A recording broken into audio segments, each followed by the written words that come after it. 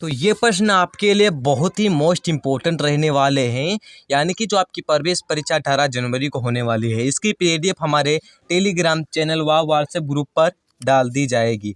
तो पहला प्रश्न क्या कहता है कि वह सबसे छोटी संख्या ज्ञात करो जो 5, 6, 7 यानी कि 5, 6, 8 और 9 से भाग देने पर प्रत्येक दशा में 3 रिमाइंडर रहे, यानी कि 3 शेष फल रहे। तो इसमें आपको करना क्या होगा?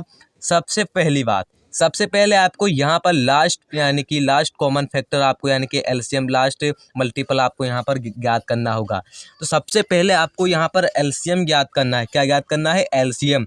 तो एलसीएम कैसे ज्ञात करेंगे? यानी कि लसप यानी कि लघुत्तम समापवर्तक कैसे ज्ञात करेंगे, यानी कि लसप कैसे आपको ज्ञात करना है।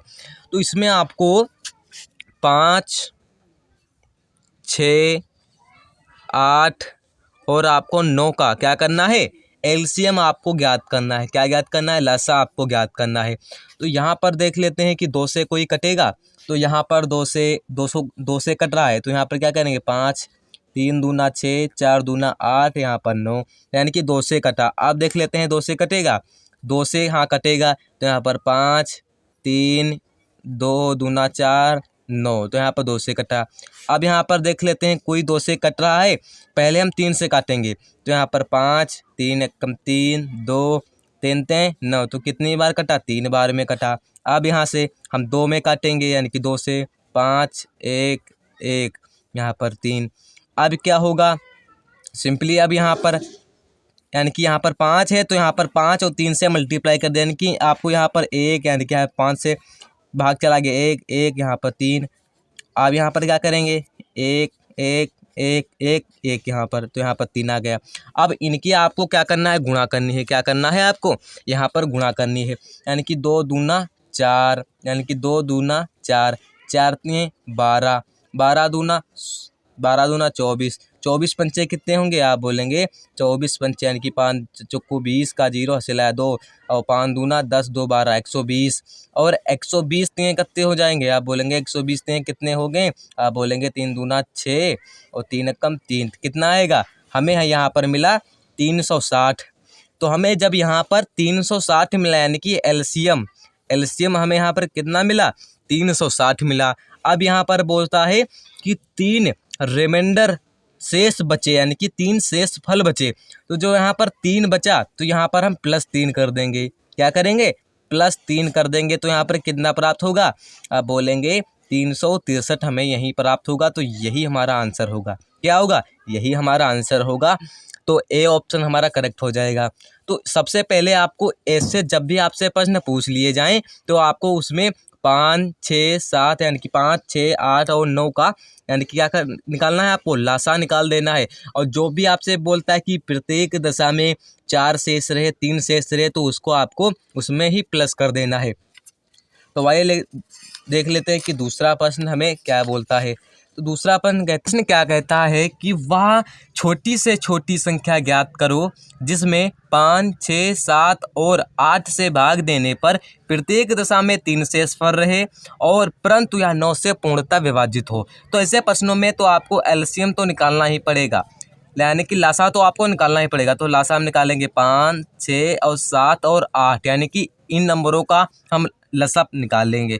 तो लसप निकाल लेते हैं। 2 से काटेंगे, यानी कि 5, 3 दूना 6, 4 दूना 8, इसे भी 2 से काट लेते हैं, तो यानी कि 5, 3, 7, 2 दूना 4। अब इसे हम 3 से काट लेते हैं, तो 5, 1 अन्ना 3, 7, 2। अब हम इसे गुणा कर लेंगे, तो 2 दूना 4, 4 3 12, 12 पंचे 60 और 60 सती कितना होगा? 60 सती बोलेंगे आप 42 और 42 यानी कि 420 दूना कितना होगा? तो इसे जब हम गुणा करेंगे तो हमारा यहाँ पर कितना आएगा? 840 आएगा। कितना आएगा? 840 आएगा। तो हम अब क्या करेंगे? तो बस यही आपको समझना है कि आगे क्या हुआ, यानी कि ऐसे प्रश्नों में आपको समझने की आवश्यकता है। तो कितना एलसीएम कितना निकल के आया? आप बोलेंगे एलसीएम हमारा 840 निकल के आया। अब क्या कहता है कि परंतु यार 3 शेषफल रहना चाहिए। वो तो हमने कर लिया, यानी कि शेषफल यानी कि जब हम 5, 6, 7, 8 से भाग देंगे तो किसी की नंबर से यानी कि 5 से भाग देंगे तब भी इसमें 3 शेषफल बचेगा। अब क्या होगा, इसमें 9 से विभाजित हो, तो 9 से विभाजित करने के लिए हम k की वैल्यू लगाएंगे। पहले हम यानी कि जो k की वैल्यू होगी वो पहले हम लगाएंगे, 1 से चेक करेंगे, 2 से चेक करेंगे, 3 से चेक करेंगे, 5 से चेक करेंगे। अब यहाँ पर क्या हुआ, अब आपको इसमें करना क्या है, अब आपको इसमें जो 3 शेषफल यहाँ पर था वो तो आपको प्लस ही करना है। तो यहाँ पर 840 की वैल्यू अगर हम 1 रखते हैं तो कितना प्राप्त होगा, आप बोलेंगे 840 ही प्राप्त होगा। 840 की वैल्यू अगर दो रखते हैं तो यहाँ पर कितना प्राप्त होगा, आप बोलेंगे हमें यहाँ पर कितना प्राप्त होगा, आप बोलेंगे 0, 4 दूना 8, 8 दूना 16, कितना प्राप्त होगा 1680। और इसमें हम प्लस कर लेते हैं तो यहाँ पर हम 3 प्लस करेंगे तो बराबर हमें यहाँ पर मिला 843। और इसमें जब हम 3 प्लस करेंगे तो यहाँ पर कितना मिलेगा, हमें यहाँ पर 1600 और यहाँ पर 83 मिलेगा, यानी कि 1683 मिला। अब यहाँ पर चेक करना है कि ये 9 से विभाजित हो रहा है, पूरी तरीके से विभाजित होगा, तो कौन सा ऑप्शन इसमें होगा, आप बोलेंगे इसमें हमारा C option is the right option होगा। जब हम 9 से इसे भाग देंगे तो पूर्ण तरीके से ये क्या होगा, विभाजित होगा। तो विभाजित कैसे होगा ये भी तरीका जान लीजिए। पहले आपको 9 का भाजिता का नियम यानी कि भाजिता का नियम आपको याद रखना है। क्या याद रखना है, भाजिता का नियम।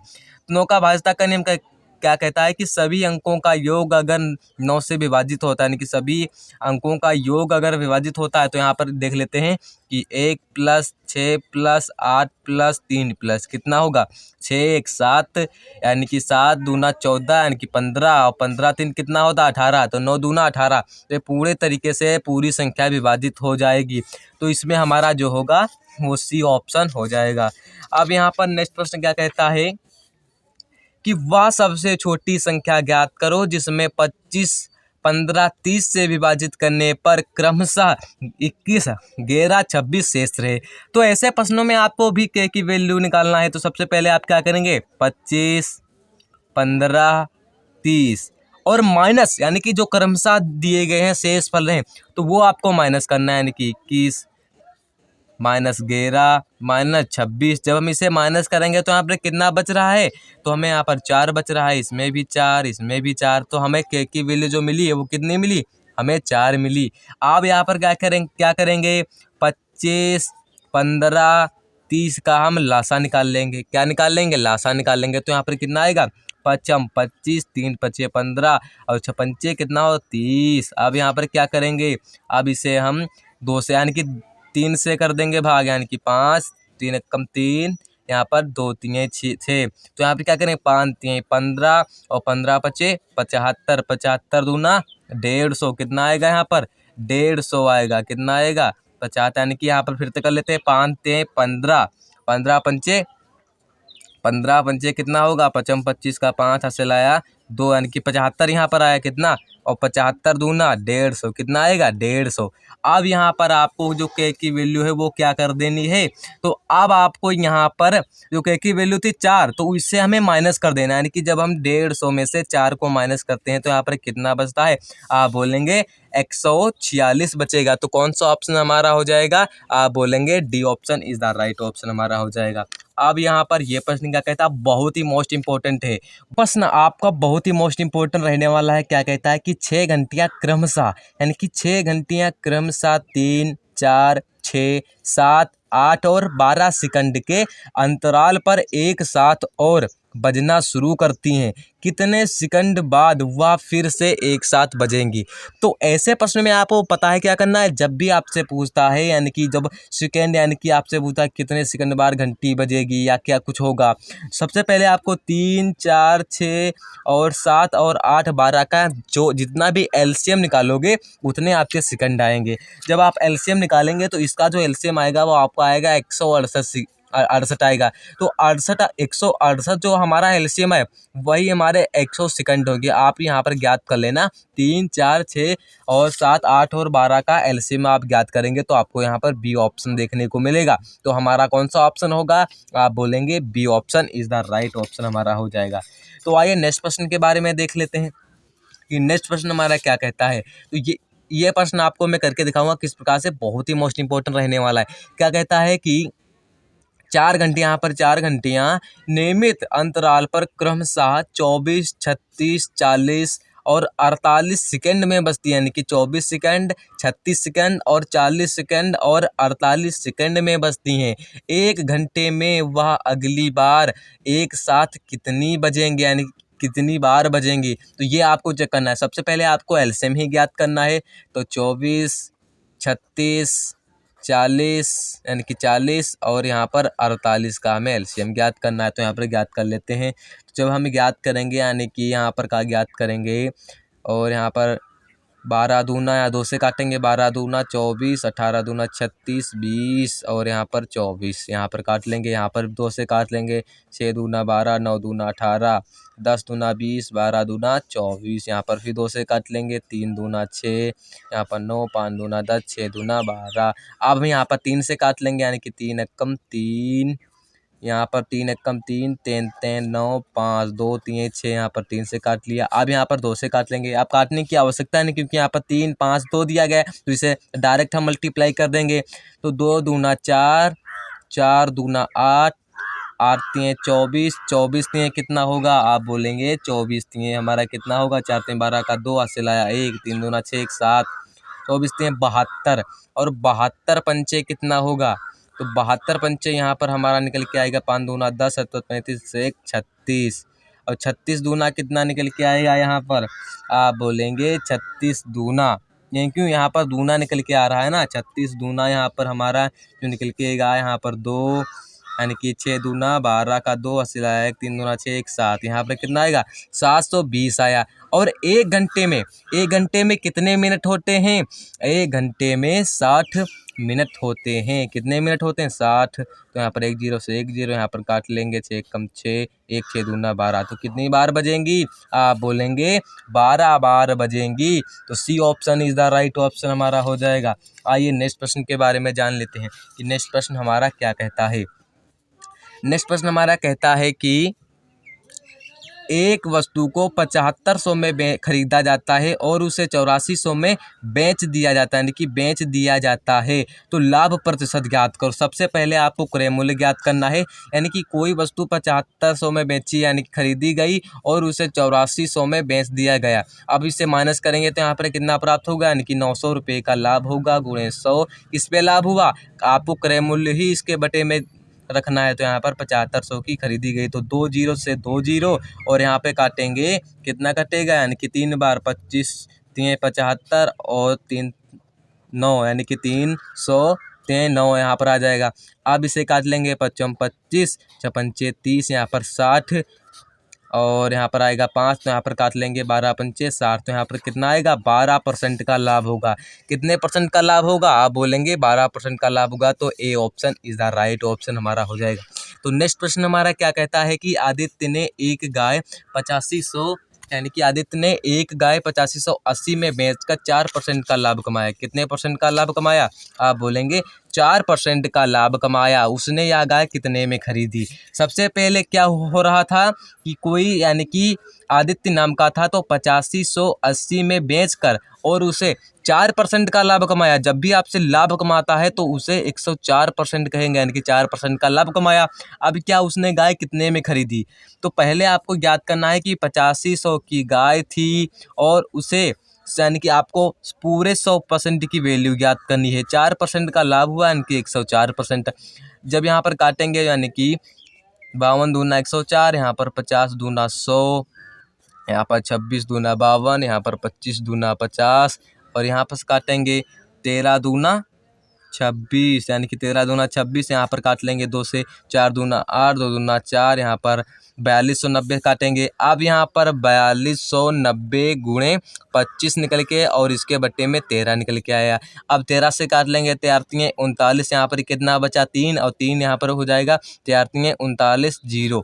तो यहाँ पर पूरा कट गया। जब हम 3, यानी कि 3 3 0 25 से जब गुणा करेंगे तो यहाँ पर हमें 8250 निकल के आएगा। तो यही हमारा एक्चुअल वैल्यू हो जाएगी। तो इसमें कौन सा ऑप्शन हो जाएगा, आप बोलेंगे A option is the right option हो जाएगा।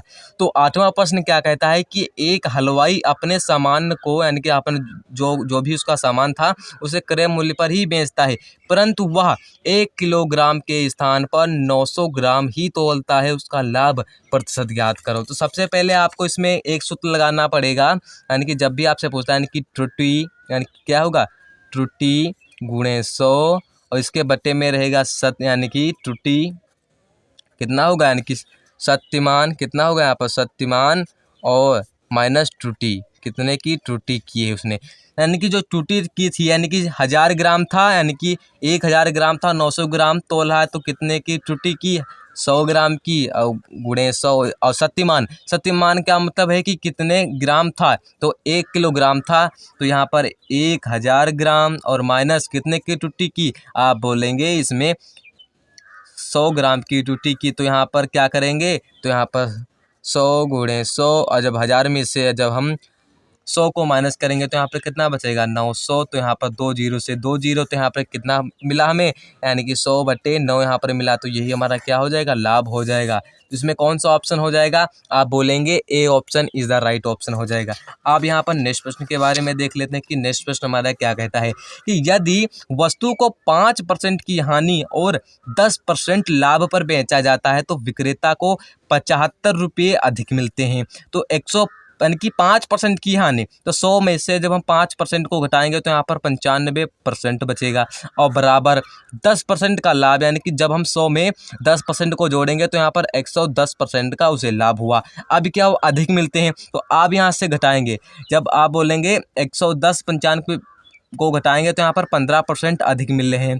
और अधिक की वैल्यू कितनी दी गई है, अधिक की वैल्यू यानी कि 75 दी गई, तो 1% की वैल्यू कितनी मिलेगी, यानी कि 1% की वैल्यू तो जो 15 यहाँ पर है और इसके बट्टे में चला जाएगा, कितना आएगा यहाँ पर 15 आ जाएगा, और 100 की हमें वैल्यू निकालनी है तो 15 पचे 75, जब 5 गुणे 100 करेंगे तो यहाँ पर कितना मिलेगा, हमें यहाँ पर 500 मिलेगा। तो हमारा जो क्रय मूल्य था, तो हमें बस यही, यानी कि वस्तु का क्रय मूल्य हमारा कितना होगा, 500 रुपया हमारा वस्तु का क्रय मूल्य होगा। तो A option is the right option हमारा होगा। अब आइए नेक्स्ट प्रश्न के बारे में देख लेते हैं कि यदि 15 वस्तुओं का क्रय मूल्य 15 यानी कि 15 वस्तुओं का क्रय मूल्य और 12 वस्तुओं के विक्रय मूल्य के बराबर है तो लाभ प्रतिशत क्या होगा, यानी कि 15 वस्तु का विक्रय मूल्य 12 वस्तु के विक्रय मूल्य, यानी कि जो हमारा 15 है ये क्या है, क्रय मूल्य है, और जो हमारा 12 है कितना है, विक्रय मूल्य है, क्या है, विक्रय मूल्य है। अब ऐसे प्रश्नों में हम घटाएंगे तो 15 में से 12 को घटाएंगे 3, लाभ के यानी कि किस पे निकालना है, लाभ किस पे निकालना है, तो 12। सदैव जब भी आपसे पूछता है कि विक्रय मूल्य बराबर हो तो इसमें सदैव आपको विक्रय मूल्य को इसके बटे में रखना है, यानी कि 12 यानी कि गुणे 100, यानी कि 3 चौके 12 और 4 यानी कि 25 चौके 100, यहाँ पर कितने % का लाभ हुआ, आप बोलेंगे 25% का लाभ हुआ। तो C option is the right option. अब यहाँ पर ये प्रश्न आपसे बहुत ही इंपॉर्टेंट है कि बोलता है कि 4.7 का वर्गमूल, तो इसमें हम गुणा कर देंगे, तो हम क्या करेंगे, गुणा यानी कि 4 इसी को रिपीट करके गुणा करेंगे, तो हमें जब यहाँ पर इसे गुणा करेंगे तो यहाँ पर कितना मिलेगा, आप बोलेंगे 22 और 0.09, यहाँ पर हमारा इज़ द राइट ऑप्शन होगा। तो A option is the right option होगा। सभी लोग 11 का जो ऑप्शन 25 का वर्गमूल क्या होगा, सभी लोग कमेंट करेंगे कि 25 का स्क्वायर रूट क्या होगा। तो आज के लिए बस इतना ही, मिलते हैं नेक्स्ट वीडियो में। तो जय हिंद, वंदे मातरम, धन्यवाद।